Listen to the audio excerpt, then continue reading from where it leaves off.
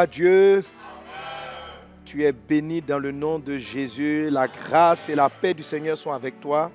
Amen. Aujourd'hui, nous allons partager un merveilleux thème, toujours dans notre série « À son image pour dominer ». Quelqu'un dit avec moi « À son image pour dominer ». Dis avec moi « Seigneur, je suis ton image et je domine au nom de Jésus ». Alléluia. Alors, dans notre série « À son image pour dominer », nous arrivons aujourd'hui au 6e caractère, au 6e fruit de l'esprit. Nous sommes en train de parler au 6e fruit de l'esprit. La Bible dit en Galates chapitre 5, verset 22 que le fruit de l'esprit, c'est l'amour. Le fruit de l'esprit, c'est la joie. Le fruit de l'esprit, c'est la paix. Le fruit de l'esprit, c'est la patience. Le fruit de l'esprit, c'est la bonté. Et le fruit de l'esprit, c'est la bénignité. Ce sont des fruits de l'esprit. C'est-à-dire que le jour où nous avons accepté, où tu as accepté Jésus dans ta vie comme ton Seigneur et ton Sauveur, le Saint-Esprit en toi va naturellement, pas à pas, avec le temps, produire ces différents caractères-là dans ta vie. Alléluia. Alors, pour pouvoir profiter réellement de tous ces caractères de Dieu dans ta vie, il faut les comprendre, il faut les connaître, sinon tu vas les combattre. J'ai vu par exemple certaines personnes combattre le caractère de la patience. Dieu veut que tu sois patient, mais ils combattaient le caractère de la patience parce que plusieurs, pour différentes raisons, on estime qu'il y a des choses pour lesquelles on ne doit pas être patient. Or, c'est un caractère important de Dieu. Chacune de ces caractéristiques de Dieu permet de dominer, d'avoir une victoire sur la terre. Alléluia. Dieu a créé l'homme à son image, à sa ressemblance, afin qu'il domine. Donc chacun des fruits de l'esprit qui fait partie du caractère de Dieu vous permet d'avoir l'ascendant, de dominer une certaine situation sur la terre. Alléluia. Et aujourd'hui, on va vraiment continuer. On avait fait un point déjà. On va développer donc la série d'enseignements sur la bénignité. Amen. C'est la base de l'enseignement qui va te permettre de jouir de la vie, de prospérer dans la vie, de trouver l'homme ou la femme de ta vie. C'est le caractère de Dieu qui te permet d'entendre et de comprendre ce que Dieu fait. Est-ce qu'on est ensemble? Alléluia. Là, je suis en train de vous parler en français. Je suis en train de vous parler en français. Si votre compréhension, vous ne comprenez que l'anglais ou une autre langue, vous n'allez pas percevoir. Je peux te dire, tu es béni, mais tu ne vas pas savoir de quoi je parle. Je peux te dire, tu vas réussir, mais tu ne sauras pas de quoi je parle parce que j'ai un caractère que tu n'as pas. J'ai un caractère que tu n'as pas. Alléluia. J'ai l'expression en français que tu n'as pas. Du coup, tu n'arrives pas à me percevoir. C'est pareil donc avec la bénignité. C'est le caractère qui te permet de voir, d'entendre et de comprendre ce que Dieu fait. La bénignité, c'est le caractère parmi les autres. Il y a 9 points de caractère, mais la bénignité, c'est le caractère qui te permet de voir, d'entendre. Vous allez voir dans beaucoup de passages, lorsque Jésus dit aux gens, il dit, mais vous avez des oreilles, vous n'entendez pas, vous avez des yeux, vous ne voyez pas. Quelque part, Jésus est en train de dire qu'il manquait de bénignité. Être créé à l'image de Dieu, c'est être capable de voir, d'entendre, de reconnaître ce que Dieu fait. Et la bénignité est l'élément qui va te permettre de voir, de reconnaître ce que Dieu fait. Tu es béni dans le nom de Jésus-Christ. Amen. Avant d'aller plus loin, nous allons prier. Père Céleste, que ton nom soit béni. Merci pour ta présence. Accorde-moi l'onction de partager cette parole avec toi, cette parole avec mes frères et mes sœurs. Bénis ton peuple et donne-nous vraiment de vivre et de manifester cette puissante vertu qu'est la bénignité. Merci Saint-Esprit. Au nom de Jésus. Amen. Quelqu'un donne un bon amen à Jésus. Alléluia. Gloire à Dieu. Amen. Alors, comme je l'ai dit dans l'épisode précédent, c'est que le mot bénignité, dans Galates chapitre 5, verset 22, le mot bénignité, le mot bonté sont des mots pratiquement synonymes. Ce sont des mots synonymes, c'est-à-dire le mot grec qui est utilisé, qui a été traduit par bénignité dans la version Louis II, le mot Christotes, est aussi traduit par bienveillance, est aussi traduit par bonté. Dans beaucoup d'autres passages, il est traduit par bonté. On utilise le mot bonté. Amen. Mais comme en Galates chapitre 5, verset 22, la pratique de la bonté, agotsumeo, c'est le grec, agotsumé, est venu avant. Donc, agotsumé aussi veut dire bonté. Donc, on a donné le sens bonté à agotsumé. Et puis, le mot Christotes, qui est d'habitude traduit par bonté, on a préféré lui donner un autre terme, en l'occurrence le nom bénignité. Et le fait de choisir, ou bien bienveillance, amen, parce que c'est un peu la différence entre Christotes et puis agotsumé, c'est-à-dire que la Christotes a un peu plus un côté bienveillant, amen. Dans la notion de bienveillance, il y a le fait de veiller à faire le bien, il y a le fait de voir. Et vous allez voir que tous ces mots-là ont un sens très profond. Lorsqu'on traduit Christotes par bénignité, ça veut dire avoir de bonnes dispositions vis-à-vis de ce qui est bénin, vis-à-vis des choses bénignes. Lorsqu'on dit un cancer est bénin, ça veut dire il est banal. Donc la bénignité, c'est avoir de bonnes dispositions, de manifester de la bonté vis-à-vis des choses qui sont bénignes. Amen, amen, amen. Alléluia. Alors donc la différence donc, avec Christotes, lorsqu'on a pris, je rappelle un peu les choses qu'on avait dites précédemment, alors j'essaie de savoir, de voir chaque fois qu'est utilisé ce mot Christotes, même si c'est traduit par bonté, chaque fois que c'est utilisé, comment ça l'est. Et je me suis rendu compte que chaque fois que le mot Christotes est utilisé, il ne fait pas référence à la bonté du chrétien, les bonnes œuvres que nous pratiquons, mais il fait plutôt référence aux bontés de Dieu nous concernant. Amen. Ainsi, en Romains chapitre 2, verset 4, la Bible dit « Où méprises-tu les richesses de sa bonté ?» Amen. Le mot bonté qui est ici, et puis ne reconnaissant pas que la bonté de Dieu, Christotes encore, te pousse à la repentance. Amen. Donc le mot Christotes utilisé ici fait référence aux bontés de Dieu, à la manifestation de la bonté de Dieu. Ou encore, on retrouve ce mot en Éphésiens chapitre 2, verset 7, où Dieu dit, il dit encore en Éphésiens 2, 7, afin de montrer dans les siècles à venir l'infinie richesse de sa grâce par sa bonté. Donc la bonté de Dieu, traduit, donc qui vient ici du mot grec Christotes. Donc quand ce mot est utilisé, il est utilisé pour parler des bontés de Dieu. Dis avec moi les bontés de Dieu. Les bontés de Dieu. Donc, il y a tes bontés à toi quand tu vas aider quelqu'un, quand tu vas faire du bien. Ça, ce sont tes bontés. Tu es en train de pratiquer tes bonnes œuvres. Que les hommes voient vos bontés et qu'ils glorifient votre Père qui est dans les cieux. Les gens, ta bonté à toi, c'est ça qui est Agosumé. Maintenant, la bonté de Dieu, c'est ça qui est Christotes. Donc, quand tu vas la voir même dans sa forme dans l'Ancien Testament, on va parler donc des bontés de Dieu qui ne sont pas épuisées, qui se renouvellent chaque matin. Alléluia. Le livre de Ésaïe chapitre 38 verset 16 nous dit une chose très importante et tu vas comprendre pourquoi. Ésaïe 38 verset 16 nous dit « Seigneur, c'est par tes bontés qu'on jouit de la vie, c'est par elles que je respire encore, tu me rétablis, tu me rends à la vie. » Amen. Ésaïe 38 verset 16 nous dit « C'est par les bontés de Dieu qu'on jouit de la vie. » Jouir de la vie, ça veut dire la vie devient intéressante. Alléluia. Tu peux vivre sans jouir de la vie.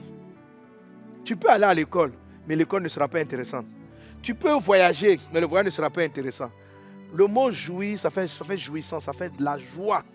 La Bible dit que ce sont les bontés de Dieu qui font que la vie est intéressante.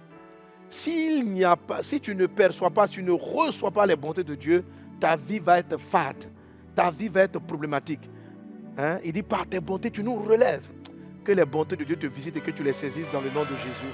Alors, je vais te rendre quelques témoignages de percevoir la différence entre nos bontés et puis la bonté de Dieu.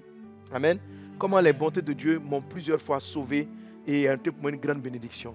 Alléluia. Amen. On avait besoin au niveau du message de vie de la somme de 10 millions de francs CFA pour organiser une croisade d'évangélisation. Et j'ai prié pour dire Seigneur, on s'apprête à aller en mission. Comment réponds-nous.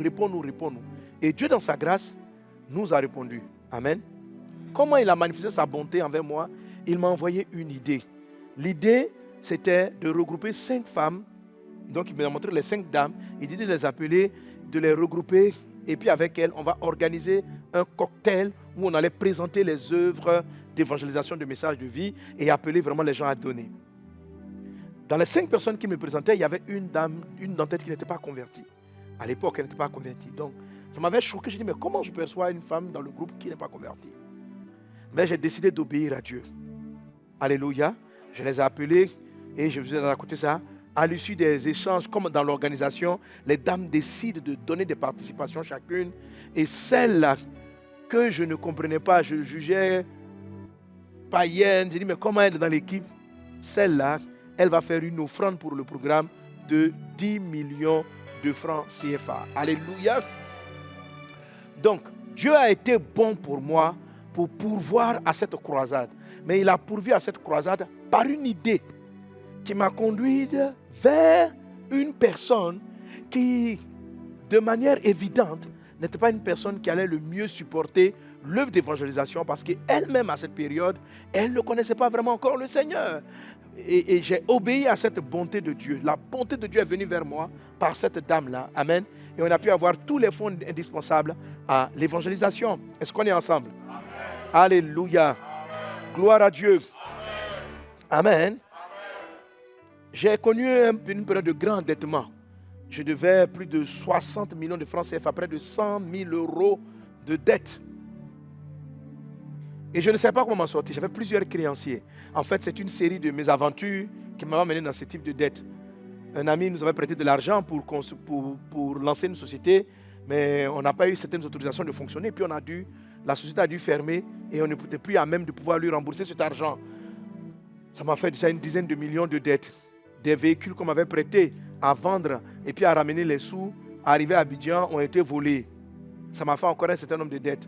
Des objets qu'on nous avait amenés par transitaire, qu'on devait vendre à une entreprise de la place, nous ont été volés. Or, ils avaient payé déjà une avance. Donc, l'un mis dans l'autre, on s'est retrouvés à un moment donné, ma femme et moi, à près de 60 millions d'endettement.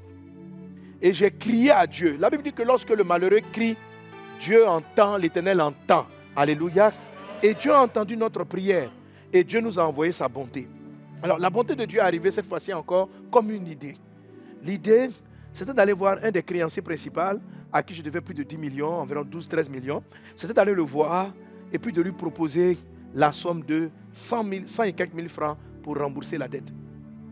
Quand vous devez à quelqu'un 12 millions et que vous devez lui payer un montant que vous devez peut-être normalement payer quand la société allait fonctionner, on aurait dû la lui rembourser environ en 3 ou 4 mois. Grand maximum 6 mois. Mais là, la société est tombée, tout est tombé, il faut lui rendre l'argent.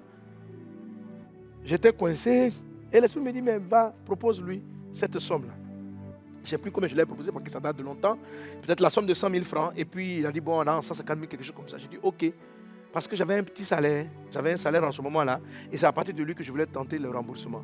Mais quelqu'un à qui vous devez près de 12 millions, si vous donnez à peu près 100 000 francs ou 150 000 francs par mois, vous voyez combien d'années il faut pour pouvoir rembourser toutes ces dettes. Ok? Avec 120 000 francs, même 150 000 francs. En 10 mois, tu as donné seulement 1,5 million. Voilà. Et il faut attendre plusieurs années. Donc cette idée-là est venue et j'ai décidé d'obéir. L'idée était la bonté de Dieu. La bonté de Dieu pour moi s'est manifestée en deux choses. Un, dans mon salaire qui était insuffisant. Deux, dans le fait que j'ai cru dans le Seigneur, dans cette idée qui est venue. Et puis donc je suis allé le proposer. Quand vous marchez dans la bonté de Dieu, Dieu prépare le cœur des personnes. Et quand j'arrive, je lui parle de cela. Il me dit, mais mon frère, c'est petit ce que tu dis. Mais ok, allons-y avec. Waouh! Dieu avait disposé son cœur. Dieu avait envoyé sa bonté vers moi. Amen. Et puis dès que j'ai obéi au premier pas, j'ai commencé à rembourser. Premiers 2-3 mois, le ciel s'est ouvert et on a eu des entrées suffisantes qui nous ont permis d'abréger rapidement et ne pas faire plus de 5 ans de remboursement. Quelqu'un donne un bon amen. La bonté de Dieu a été manifestée à nouveau dans ma vie. Une dame, une de mes filles spirituelles, avait une maladie depuis plusieurs années. Elle avait une maladie depuis plusieurs années. Aucun médecin n'arrivait à la soigner. Et elle a crié à Dieu. Je l'ai venue me voir, j'ai prié pour elle. Je dis aujourd'hui, tu es délivrée dans le nom de Jésus. Quelque temps après, la bonté de Dieu, de la guérison arrive vers elle. Et la bonté de Dieu se manifeste par un songe qui lui révèle, qui lui dit simplement de boire du lait. De boire du lait tous les jours. Elle va obéir à cette instruction, qui était la bonté de Dieu. À peine avait bu son premier verre de lait, pour Dieu, même après 2 jours, quelque chose va quitter son ventre. Et elle va vomir certaines choses sombres, noires. Et quand elle va vomir, elle a été guérie d'un mal d'ulcère qui l'avait fatiguée pendant plus de 10 ans. La bonté de Dieu s'est manifestée dans sa vie par un songe. Alléluia. Aujourd'hui, si je suis marié avec la meilleure femme de la terre, amen, Dieu a été bon pour moi. Alléluia. Mais la première fois où je rencontre Liliane, mon épouse, elle n'a pas la forme que je souhaite. Elle est trop maquillée, elle est trop stylée, elle est trop ceci. Pour moi, j'avais attribué le style, les maquillages un peu excessifs. Bon, mon niveau d'excessif n'était pas énorme. Hein. Voilà, tu as mis juste un rouge à lèvres et une boucle d'oreille, c'est déjà trop.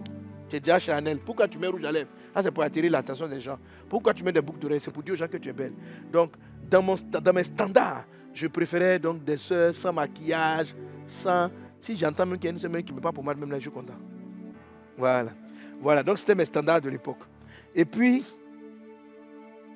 mais j'ai fini par reconnaître que c'était elle. Et j'ai vu que Dieu m'avait donné sa bonté au travers d'une personne.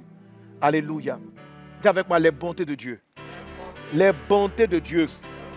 Donc les bontés de Dieu, ce sont des bonnes choses que Dieu vous envoie, de bonnes idées que Dieu t'envoie, de bonnes personnes que Dieu t'envoie.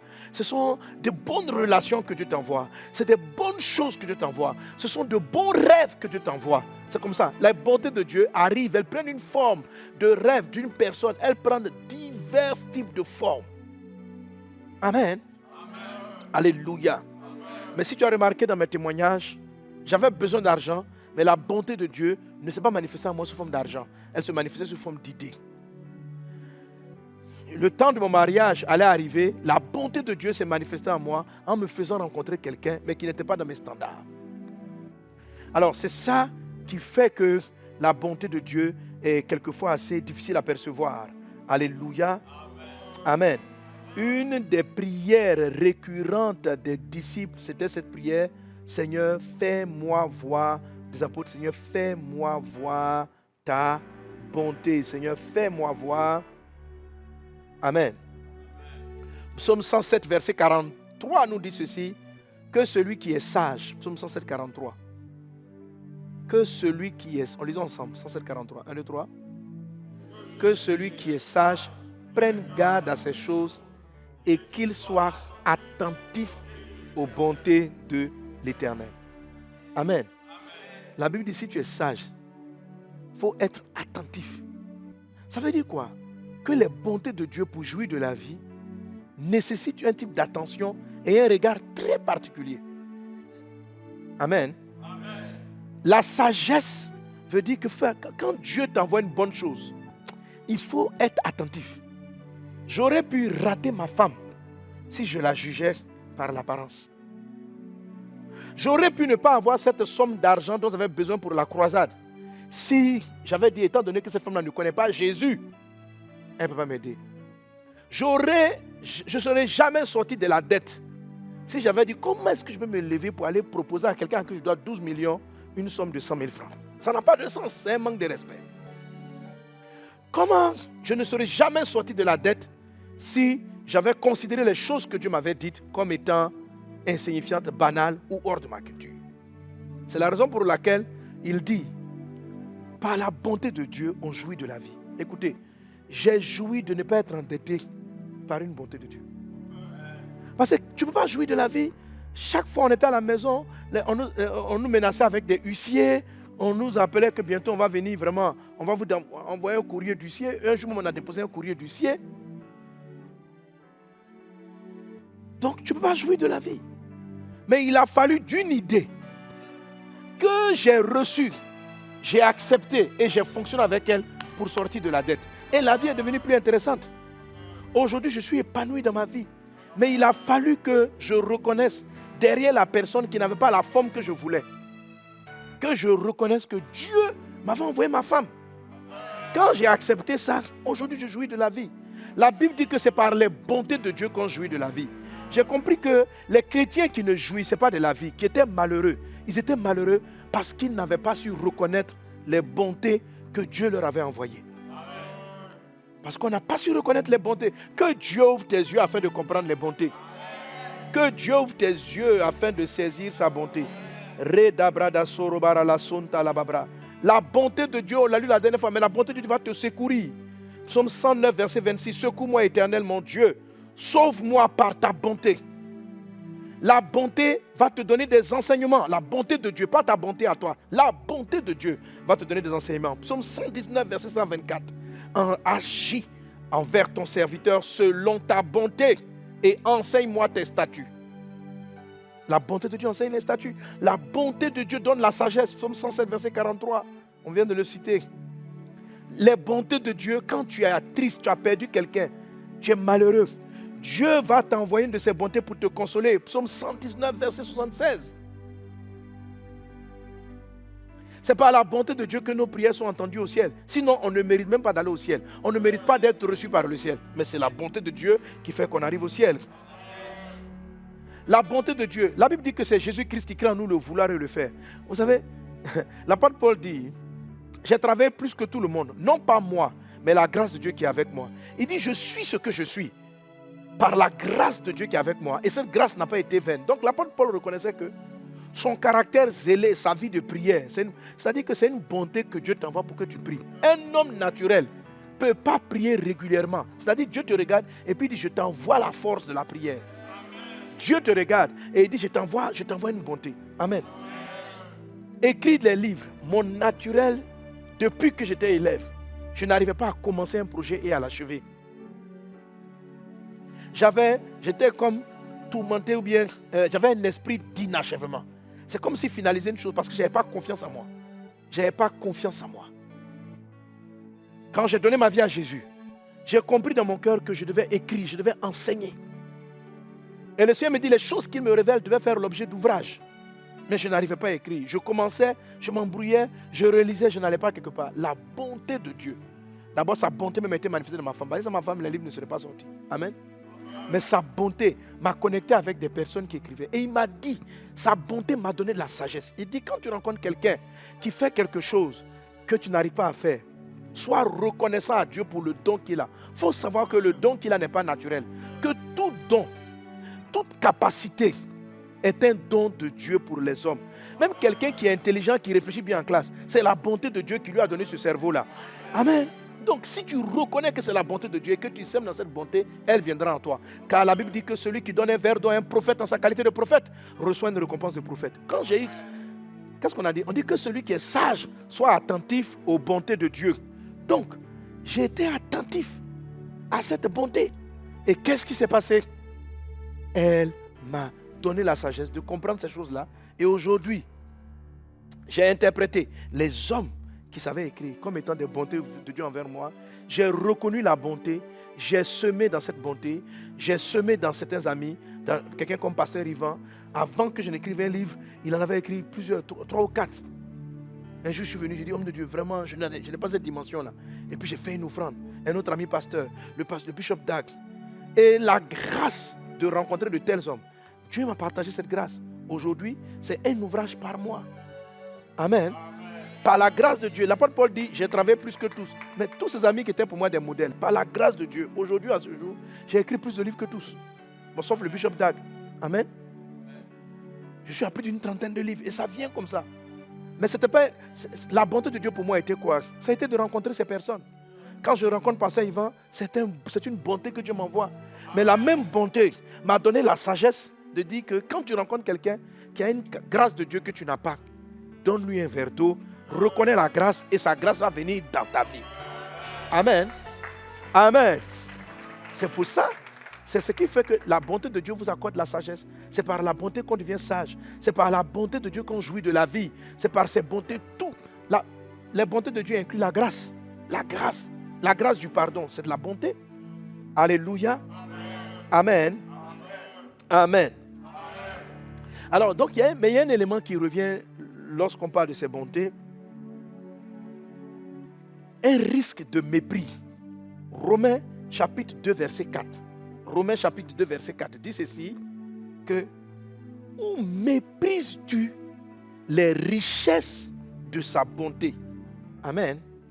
Où méprises-tu les richesses de sa bonté? Éphésiens chapitre 2, verset 7 dit ceci, afin de montrer dans les siècles à venir l'infinie richesse de sa grâce par sa bonté, Christotes, par sa bonté envers nous en Jésus-Christ. Alors, il y a 2 informations qui relèvent de ces passages. Premièrement, les bontés de Dieu sont très, très riches. Ma femme est une bonté de Dieu pour moi. Mais c'est une richesse inestimable. Tout ce qu'elle m'apporte, amen, en termes, c'est mon ami, c'est ma femme, la mère de mes enfants. Elle m'aide à rédiger, à accomplir des choses. En elle se trouvait la capacité d'organisation, de rendre les choses excellentes. C'est une richesse. C'est-à-dire que derrière la femme que je voyais stylée, rouge à lèvres, que je risquais de laisser, c'est-à-dire je risquais de la laisser parce qu'elle avait mis rouge à lèvres et 3 boucles d'oreilles frère, parce que mes standards spirituels n'acceptaient pas ce genre de choses. J'ai failli mépriser la bonté de Dieu pour moi. Sortir de 60 millions d'endettement. Si je méprisais cette idée-là qui était venue dans ma tête, va proposer à ton créancier 150 000 francs. Je lui dis, qu'est-ce que 150 000 francs? Attends que j'ai des grands moyens. Non. Je ne peux pas aller m'asseoir devant un homme comme lui là et puis lui dire, je vais te donner 150 000 francs, 100 000 francs par mois. Ce n'est pas possible. Oh Dieu, quand même, je dois... Et puis j'allais continuer à prier. Je lui dois 12 millions, je lui dois 12 millions, je lui dois 12 millions. Dieu a dit, tu méprises ma bonté. Je te dis, va lui donner 100 000, propose-lui ça. Est-ce que tu sais ce que j'ai fait dans le secret? Non. Donc je pouvais mépriser. Et en résolvant le problème des 12 millions, écoutez, quand je l'ai fait, ceux à qui on devait vendre les serviettes qui ont été volées, eux, la dette qu'on avait avec était près de 30 millions. Ils sont venus, ils ont dit, oh, je dis ma femme, bon, laissez tomber, on va mettre ça dans tes profits. On sait que vous n'avez pas fait exprès, parce qu'on avait tous les certificats de vol, que les serviettes sont effectivement arrivées, ont été volées. Mais eux, ils avaient payé l'avance. Donc, ils devaient nous dire au moins rembourser l'avance. Mais ils ont dit, ils ont vu le certificat, ils ont compris. Et ils ont mis ça dans tes profits de la boîte. Mais c'est quand j'ai obéi à la première instruction, 100 000 francs, là, que toute la machine s'est remise en marche. Pourquoi? C'était la bonté de Dieu. Mais comment est-elle arrivée vers moi? Avec une décision de faire une chose qui était méprisable. Amen. Pourquoi je parle de ce témoignage de cette dame qui était comme païenne et qui pourtant a décanté la situation? À partir de cette croisade-là, on n'a plus arrêté les croisades. Le ciel s'est ouvert régulièrement. Frère, les bontés de Dieu sont riches. Mais le truc, c'est que lorsqu'elles arrivent, elles ont l'air méprisables. Amen. Lorsqu'elles arrivent, elles ont l'air méprisables. C'est pourquoi il dit, ou bien méprises-tu les bontés de Dieu. Alléluia. Alléluia. Amen. C'est pourquoi le psaume 63, verset 4 nous dit, car ta bonté vaut mieux que la vie. Mes lèvres célèbrent tes louanges. Amen. La bonté de Dieu, elle est extraordinaire. Alléluia. Alors, par ces différentes illustrations et ces exemples, j'ai voulu que tu comprennes que la bonté de Dieu prend différentes formes. Et les formes qu'elle emprunte ont une tendance à arriver de manière méprisable. C'est la raison pour laquelle le thème précis que j'aborde avec toi, c'est la bénignité, percevoir les bontés de Dieu et marcher dans les bontés de Dieu. Amen. La bénignité, c'est la sagesse. C'est une sagesse. C'est une grande sagesse de percevoir les bontés de Dieu et de marcher dans les bontés de Dieu. Alléluia. Parce que tu peux percevoir les bontés de Dieu et ne pas être capable d'y marcher. Amen.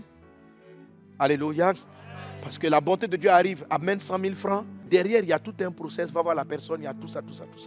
La bonté de Dieu pour nourrir la foule de 10 000 personnes, de milliers de personnes, la bonté de Dieu était venue dans la main d'un enfant qui avait 5 pains. Mais les disciples avaient considéré seulement que 5 000 hommes, les enfants pour eux n'avaient pas beaucoup de valeur et les femmes n'avaient pas beaucoup de valeur. La forme de la solution de Dieu, la bonté de Dieu pour les nourrir est venue dans la main de cet enfant qui avait 5 pains. Alléluia. Et il fallait le voir, et il y avait une manière de marcher avec ça. Lorsque les disciples ont reconnu Dieu, ils ont dit à Jésus, il y a 5 pains. Quand Jésus a récupéré les 5 pains, il leur a donné une instruction. Il leur a dit, fais asseoir la foule en ordre. Amen. Donc la bonté de Dieu se révèle à toi d'une forme méprisable, mais en même temps, elle vient avec un certain nombre de sagesse et d'instruction. Amen. Elle vient avec un certain nombre de sagesse et d'instruction, et c'est pourquoi il faut apprendre à marcher dans la bonté de Dieu. Quelqu'un dit avec moi, je reçois les bontés de Dieu. Je marche dans les bontés de Dieu. Je reçois les bontés de Dieu. Je marche dans les bontés de Dieu. Alléluia.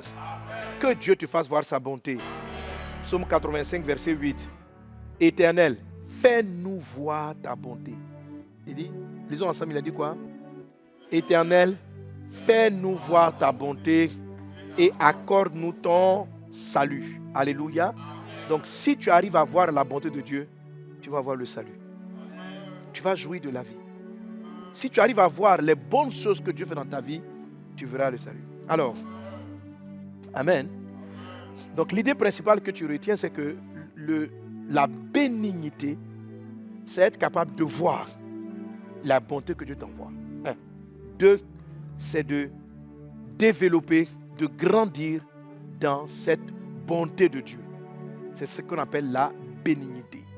Alors je te dis que c'est un caractère de Dieu qui te permet de comprendre la manière dont Dieu parle. Il faut que vous compreniez que la bénignité, ce sont les yeux et les oreilles dans le monde spirituel qui te permettent de voir que Dieu est ici. Alléluia. Dieu est en train d'opérer. Voici ce que Dieu est en train de faire. Les œuvres de Dieu sont bonnes. Attention, Dieu est dans cette phrase. Dieu est dans cet homme. Dieu est dans cette femme. Dieu n'est pas dans ce quartier. Dieu n'est pas ici, mais Dieu est là. Tu peux, avec la bonté de Dieu, tu vas voir Dieu. Avec la bonté de Dieu, tu vas entendre. Avec la bénignité, tu vas entendre. Alléluia. Et une fois que tu as entendu ce que tu as vu, tu vas maintenant travailler ce qu'on appelle marcher dans cette bonté. Amen. Alors, pour voir la bonté de Dieu, d'abord, Ésaïe 53, verset 1. La Bible nous dit dans Ésaïe 53, verset 1. Et ça, c'est un élément pour comprendre tout l'enjeu de la bénignité, que le bras de Dieu, qui a reconnu le bras de l'Éternel, qui a reconnu ce qui nous était annoncé, qui a reconnu le bras de l'Éternel. Alléluia. Alors, comme tu le sais, je l'ai prêché dans l'enseignement sur la patience. Le bras de Dieu, dans ce passage, fait référence à Jésus-Christ. Jésus est le bras de Dieu. Amen. Mais le bras de Dieu aussi, en présentant Jésus comme étant un bras, on est en train de dire qui a reconnu l'aide de Dieu. Parce que le bras vient vous aider. Qui a reconnu l'intervention de Dieu. Donc, qui a reconnu le bras de l'Éternel? La Bible dit, il s'est élevé au milieu de nous comme une faible plante. Alléluia. Ça veut dire que quand Dieu envoie son soutien, lorsque Dieu envoie son aide, l'aide de Dieu paraît faible. Amen. Il s'est élevé au milieu de nous comme une faible plante. Alléluia. Amen. Comme un rejeton qui sort d'une terre desséchée. Donc le bras de Dieu, quand tu le vois, il ressemble à un rejeton. Ça veut dire quelque chose qui sort, qui a l'air assoiffé, qui sort de la sécheresse d'une terre desséchée. Donc généralement, quand tu vois le bois de Dieu, quand tu vois la bonté de Dieu, le bras de Dieu, tu te dis que c'est toi qui vas l'aider.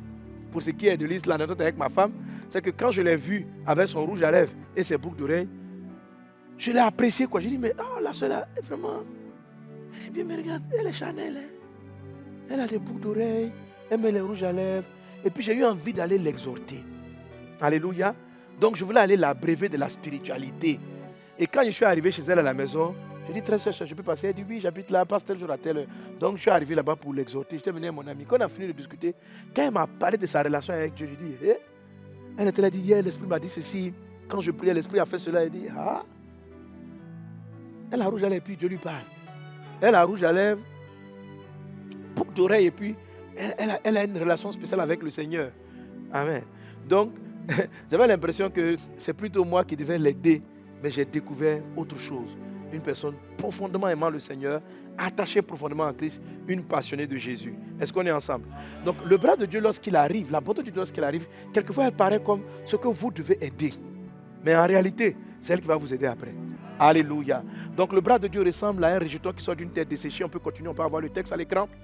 Qui a reconnu le bras de Dieu?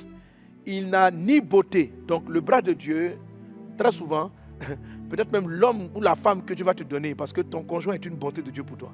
Ton conjoint est une bonté de Dieu pour toi. Ton conjoint de destinée est une bonté de Dieu pour toi. La Bible dit que celui qui a trouvé une femme a trouvé le bonheur. C'est avec les bontés de Dieu qu'on jouit de la vie. Donc quand tu as une bonne femme, tu as un bon mari, tu jouis de la vie du couple. Ça là, c'est une bonté de Dieu. Alléluia. Mais il est fort probable que l'homme ou la femme de ta vie ne soit pas ton genre. Ce n'est pas vrai dans tous les cas. Mais le plus souvent, les personnes que Dieu nous envoie pour être le mari ne sont pas notre genre, nos genres. Ils ne sont pas dans nos canons de beauté. Cependant, il est celui qui peut t'apporter la joie et le bonheur dont tu as besoin. Parce que vous savez, le monde nous a donné une éducation. Moi, j'avais une conception spirituelle erronée. Je pensais que, quand j'ai donné ma vie à Jésus, et que j'étais un homme qui aimait bien m'habiller, qui aimait le beau, l'Esprit m'a dit de délaisser cette façon d'être. Et j'ai commencé à adopter une manière de m'habiller comme Jean-Baptiste. Vêtements troués, toujours en sandales. Et donc, j'ai fini par rattacher s'habiller mal en spiritualité. Donc j'ai eu une conception, mais c'était une éducation que Dieu me donnait à moi. Et inconsciemment, j'ai fini par juger maintenant les hommes.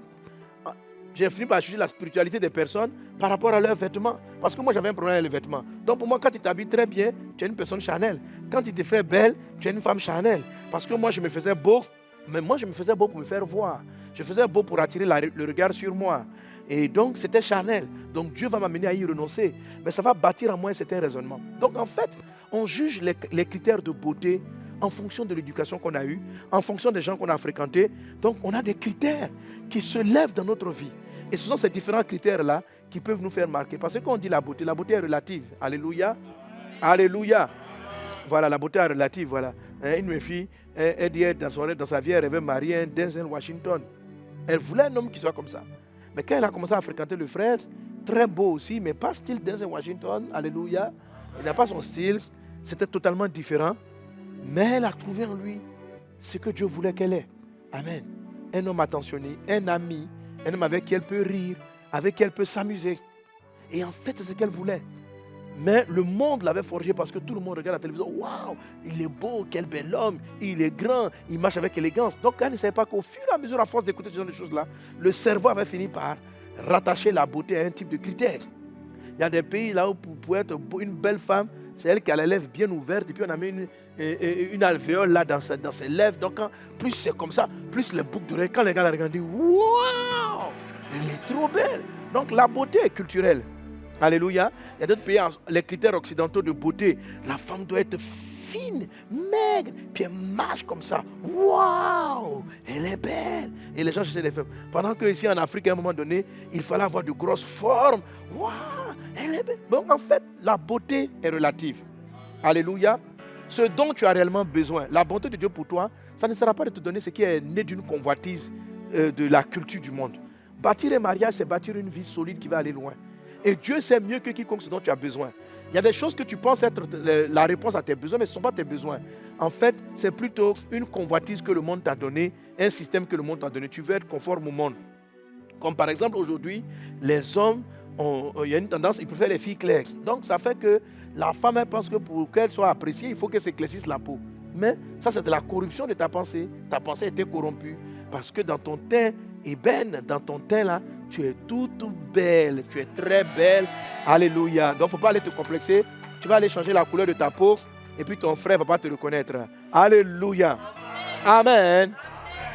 Amen. Dis avec moi les bontés de Dieu. Donc, les bontés de Dieu ne sont pas forcément belles. Le bras de Dieu n'est pas forcément beau. Il n'avait ni éclat pour attirer nos regards. Et le texte d'Ésaïe 53 continue en disant « Cependant, c'est de nos douleurs qu'il s'est chargé.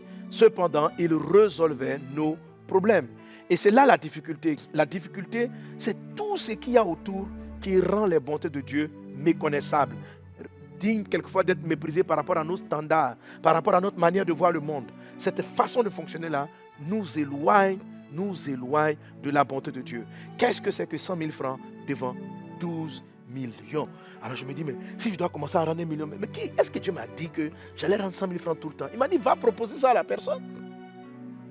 Et quand j'ai obéi au premier pas, mais il a ouvert le ciel. Et en moins de 2-3 ans, j'ai fini de rembourser toute la dette. Mais il fallait juste que j'honore les petits 100 000 francs selon les hommes. Mais pour le ciel, ce n'était pas petit. C'était quelque chose, c'était un acte d'obéissance qui transportait des millions. C'était une bonté riche, mais j'aurais pu la juger méprisable. C'est ça le truc avec les bontés de Dieu et c'est ça le défi. C'est la raison pour laquelle le mot bénignité est très approprié.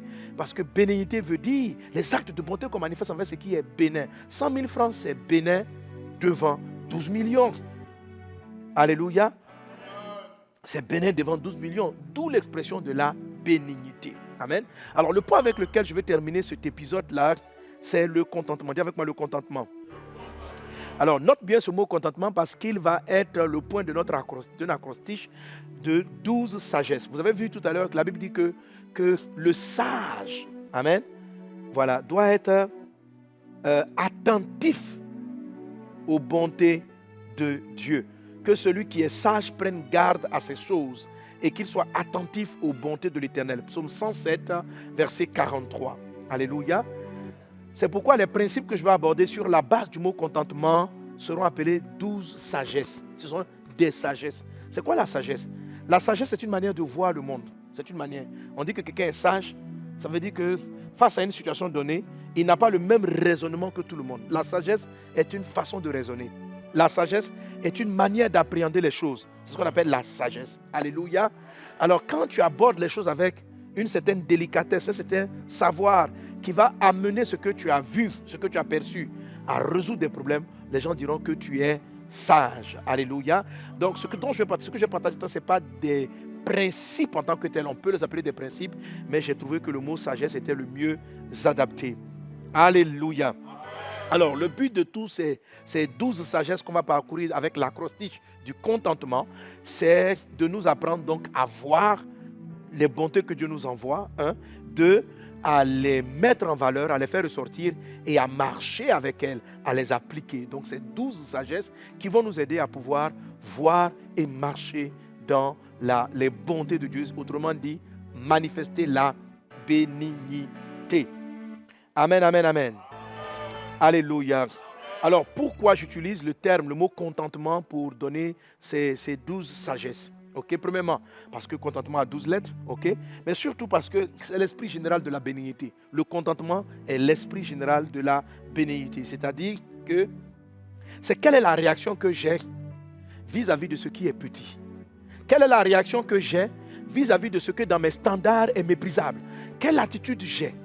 Et l'attitude générale que Dieu va demander, c'est une attitude de contentement. Quelqu'un dit avec moi contentement. Alors le contentement se présente comme étant le fait d'être content avec des choses insignifiantes, avec des choses méprisables. C'est le fait d'être content avec ce qui est petit. Avec ce qui est insignifiant, c'est le fait d'être content avec ce qui paraît méprisable. C'est ce sentiment-là qui est important.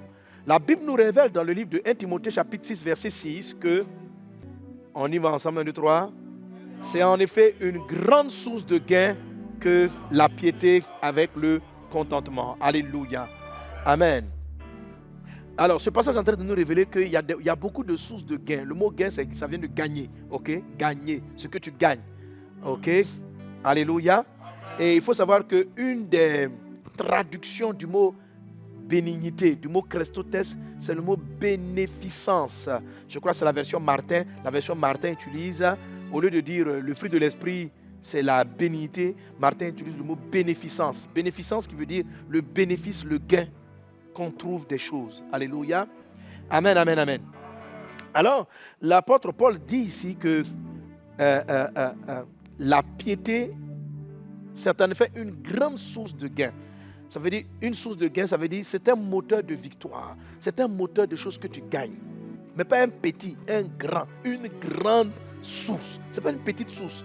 C'est une grande source. C'est un grand secret. C'est un grand secret. Ce n'est pas un petit secret. Ce n'est pas une petite affaire. C'est une grande source de gain. Et quelle est cette source de gain? C'est la combinaison de deux éléments. La piété avec le contentement. 1 Timothée 6,6, c'est en effet une grande source de gain que la piété avec le contentement. Alléluia. Alors, la majorité des chrétiens sont unanimes que la piété, effectivement, est une source de gain.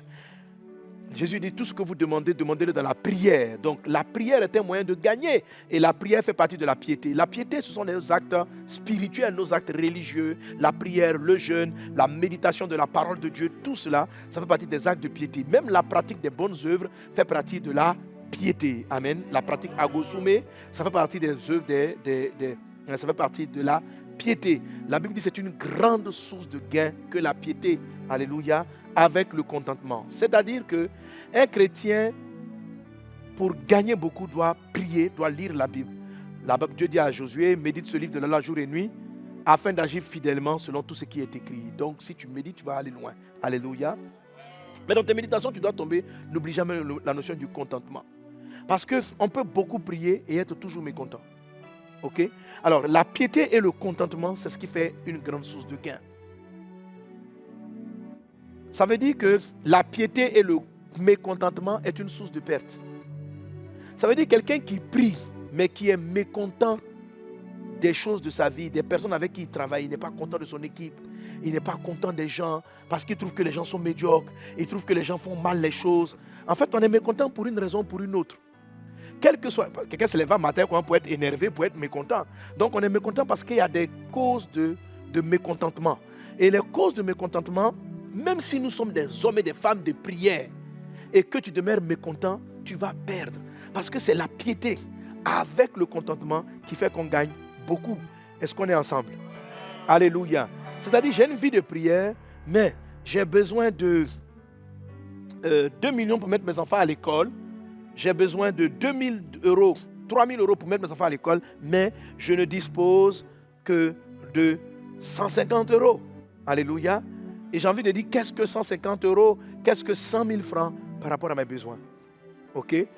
Je dois prier pour que Dieu déclare ma situation, mais je dois appliquer le contentement. C'est-à-dire, apprendre à dire, Dieu est bon, alléluia.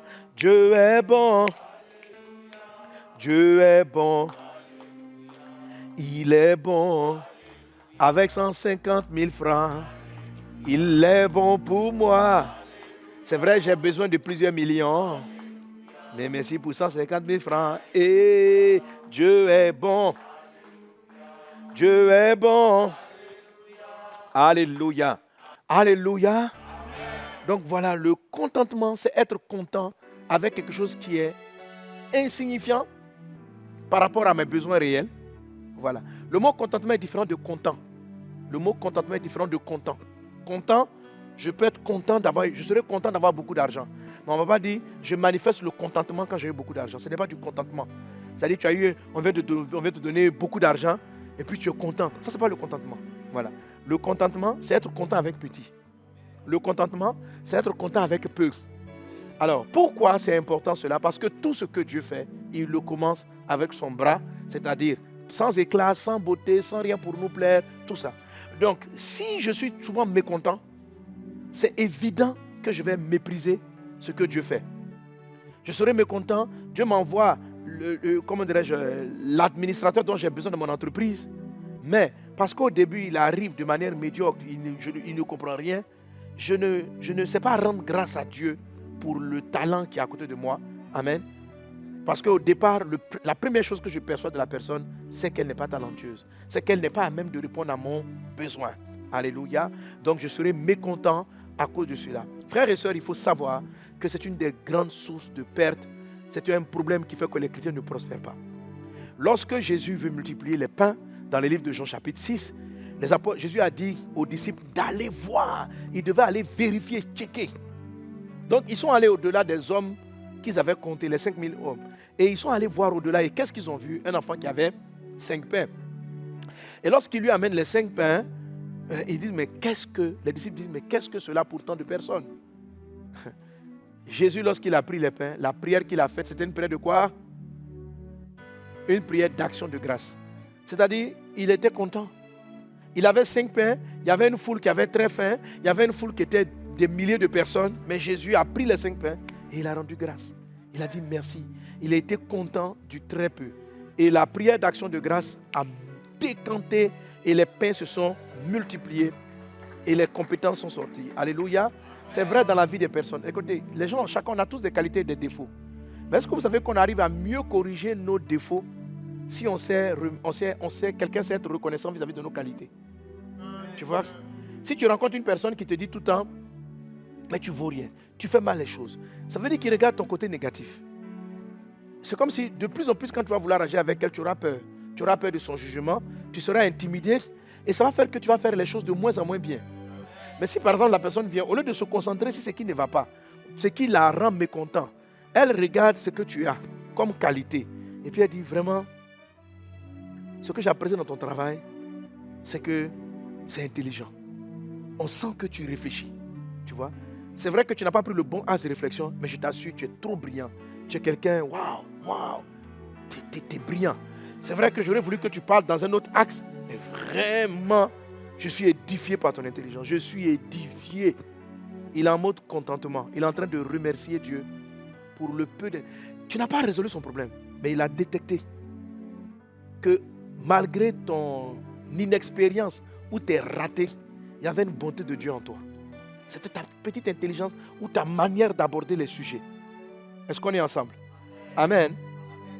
Une sœur qui a bâti une ONG très puissante pour aider les personnes qui souffraient d'autisme. après avoir pleuré longtemps, pourquoi son enfant était né autiste. Elle a écouté un message et puis elle a compris qu'il fallait savoir rendre grâce à Dieu pour ce qu'il nous donnait. Et Dieu a commencé à dire, c'est vrai que l'enfant il ne marche pas. C'est vrai que l'enfant ne parle pas, pardon, parce qu'il a marché quand même assez tôt. C'est vrai que l'enfant ne parle pas. C'est vrai que l'enfant n'écrit pas. C'est vrai que l'enfant n'a pas l'âge de tout le monde. Mais qu'est-ce qu'il a? Elle a vu que son bébé était très affectueux. Il savait lui faire des câlins. Il savait la réconforter.